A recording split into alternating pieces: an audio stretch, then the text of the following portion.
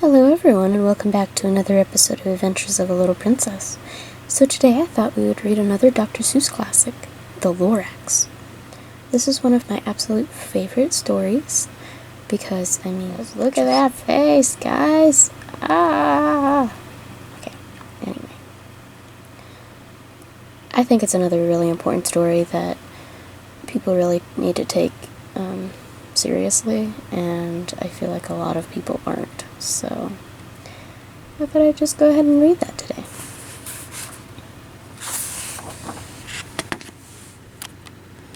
At the far end of town, where the grickle grass grows, and the wind smells slow and sour when it blows, and no birds ever sing excepting old crows, is the street of the lifted lorax.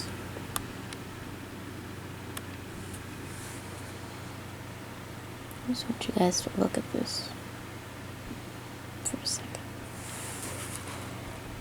And deep in the grickle grass, some people say, if you look deep enough, you can still see today where the lorax once stood, just as long as it could, for somebody lifted the lorax away. What was the lorax, and why was it there, and why was it lifted and taken somewhere? From the far end of town, where the grickle grass grows, the old Onceler still lives there. Ask him. He knows.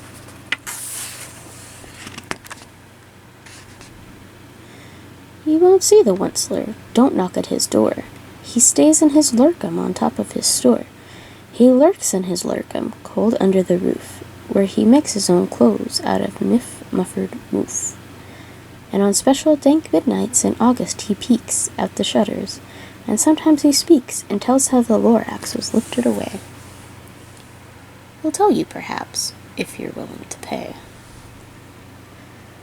On the end of a rope he lets down a tin pail, and you have to toss in 15 cents in a nail, and the shell of a great-great-great-grandfather's snail.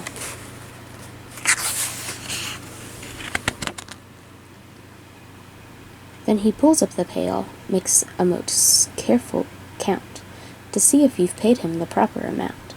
Then he hides what you paid him away in his snub, his secret strange hole in his gruvulous glove. Then he grunts, I will call you by whisper-mophone, for the secrets I tell are for your ears alone. Slup. Down slups the whisper-mophone to your ear, and the old Onceler whispers are not very clear, since they have to come down through a snarkly hose, and he sounds as if he had smallish bees up his nose. Now I'll tell you, he says, with his teeth sounding gray, how the lorax got lifted and taken away. It all started way back, such a long, long time back. Look at how beautiful it is. Way back in the days when the grass was still green, and the pond was still wet, and the clouds were still clean, and the song of the swami swans rang out in space, one morning I came to this glorious place, and I first saw the trees, the truffula trees, the bright-colored tufts of the truffula trees, mile after mile in the fresh morning breeze. And under the trees I saw brown barbaloots, frisking about in their barbaloot suits, as they played in the shade and ate truffula fruits.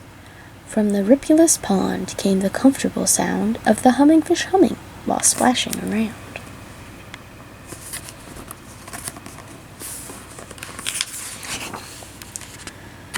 But those trees, those truffula trees! All my life I'd been searching for trees such as these. The touch of their tufts was much softer than silk, and they had the sweet smell of fresh butterfly milk. I felt a great leaping of joy in my heart. I knew just what I'd do. I unloaded my cart. In no time at all, I had built a small shop. Then I chopped down a truffula tree with one chop, and with great skillful skill, and with great speedy speed, I took the soft tuft, and I knitted a thneed.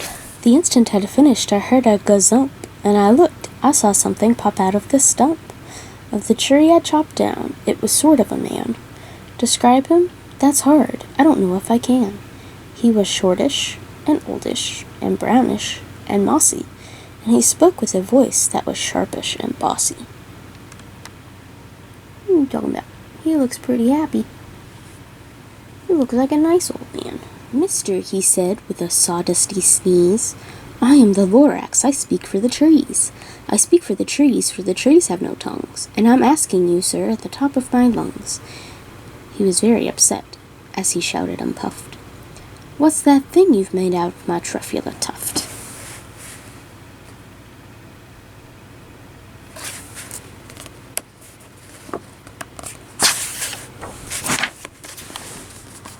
Look, lorax, I said, there's no cause for alarm. I chopped just one tree, I am doing no harm. I'm being quite useful, this thing is a thneed. A thneed's a fine something that all people need. It's a shirt, it's a sock, it's a glove, it's a hat. But it has other uses, yes, far beyond that. You can use it for carpets, for pillows, for sheets, or curtains, or covers for bicycle seats. The lorax said, Sir, you are crazy with greed. There is no one on earth who would buy that fool thneed.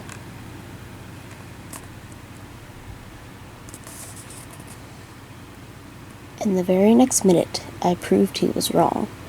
For just in that minute, a chap came along, and he thought that the thneed I had knitted was great. He happily bought them for $3.98. I laughed at the lorax, you poor stupid guy. You never can tell what some people will buy. I repeat, cried the lorax, I speak for the trees.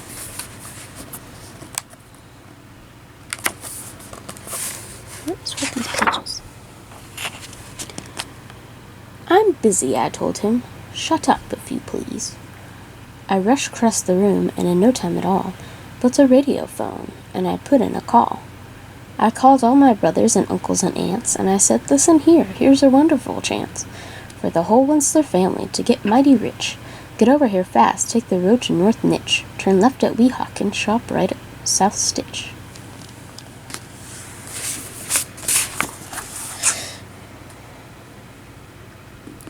And in no time at all, in the factory I built, the whole Winsler family was working full tilt. We were all knitting thneeds just as busy as bees, to the sound of the chopping of truffula trees. Then, oh baby, oh, how my business did grow. Now chopping one tree at a time was too slow, so I quickly invented my super axe hacker, which whacked off 4 truffula trees at one smacker. We were making thneeds 4 times as fast as before, and that lorax, he didn't show up anymore. Well, he's back now. But the next week he knocked on my new office door. He snapped, I am the lorax who speaks for the trees, which you seem to be chopping as fast as you please. But I'm also in charge of the brown barbaloots, who played in the shade in their barbaloot suits, who happily lived eating truffula fruits. Now, thanks to your hacking my trees to the ground, there's not enough truffula fruit to go round. And my poor barbaloots are all getting the crummies because they have gas and no food in their tummies. They loved living here, but I can't let them stay. They'll have to find food, and I hope that they may.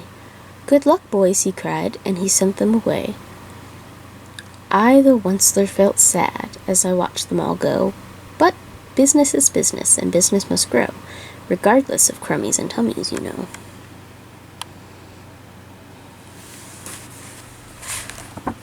Starting to look familiar.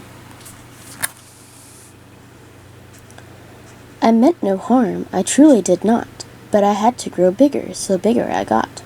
I biggered my factory, I biggered my roads, I biggered my wagons, I biggered the loads. Of the thneeds I shipped out, I was shipping them forth to the south, to the east, to the west, to the north. I went right on biggering, selling more thneeds, and I biggered my money, which everyone needs. Then again he came back. I was fixing some pipes, when the old nuisance lorax came back with more gripes. I am the lorax, he coughed and he whiffed. He sneezed and he snuffled, he snarkled, he sniffed. Winsler, he cried, with a cruffulous croak. Winsler, you're making such smogulous smoke.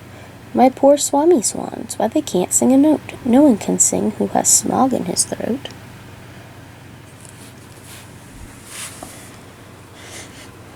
And so, said the lorax, please pardon my cough. They cannot live here, so I'm sending them off. Where will they go? I don't hopefully know. They may have to fly for a month or a year to escape from the smog you've smogged up around here.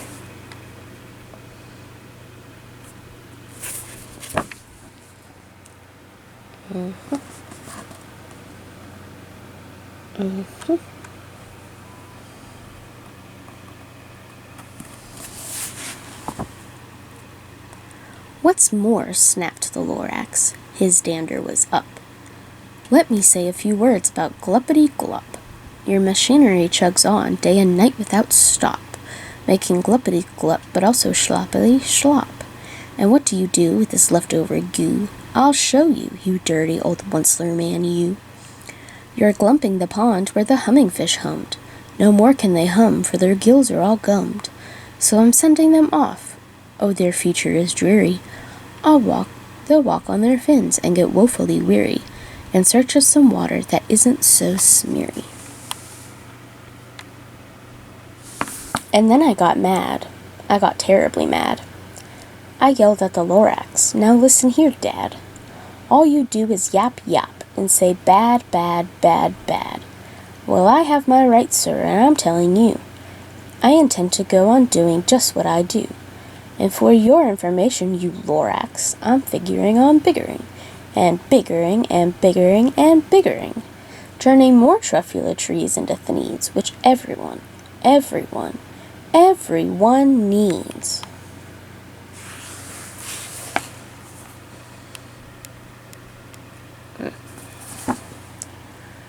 And in that very moment we heard a loud whack. From outside in the fields came a sickening smack of an axe on a tree.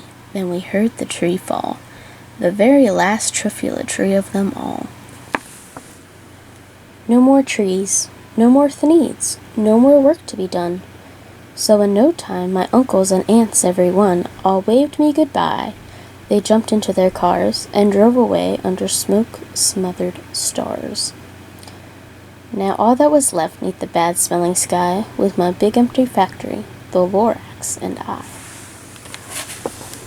The lorax said nothing, just gave me a glance, just gave me a very sad, sad backward glance, as he lifted himself by the seat of his pants, and I'll never forget the grim look on his face when he hoisted himself and took leave of this place, through a hole in the smog without leaving a trace. And all that the lorax left here in this mess was a small pile of rocks with one word, unless. Whatever that meant, well, I just couldn't guess. That was long, long ago, but each day since that day I've sat here and worried away. Through the years, while my buildings have fallen apart, I've worried about it with all of my heart.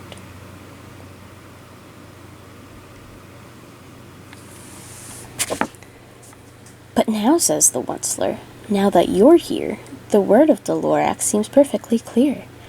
Unless someone like you cares a whole awful lot, nothing is going to get better. It's not. So, catch, calls the onceler. He let something fall. It's a truffula seed. It's the last one of all. You're in charge of the last of the truffula seeds. And truffula trees are what everyone needs. Plant a new truffula, treat it with care, give it clean water and feed it fresh air.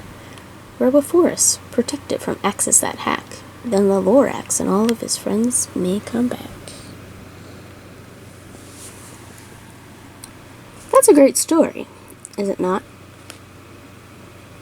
I really love the lorax. However, I feel like a lot of people do not fully get the message of the lorax. This is actually right before the title page of the lorax, and I feel like this is extremely important. You need to love your environment. You need to love your home and the planet Earth, because if you don't love it, you will lose it. We need to stop thinking only of ourselves and start thinking of the bigger picture. while you think life is fine just as it is, how will it be for future generations, like your children and grandchildren and great-grandchildren, if you continue living your life in the way that you are and not caring about anyone but yourself? We will lose everything that we hold dear. Unfortunately, that is just the way it is. So love it or lose it. The choice is yours. I wanted to thank you for joining me for another story time. If you liked this video, go ahead and give it a thumbs up. Comment any other stories you would like to hear me read, and please subscribe. I hope you all have a great day, and please think of this message.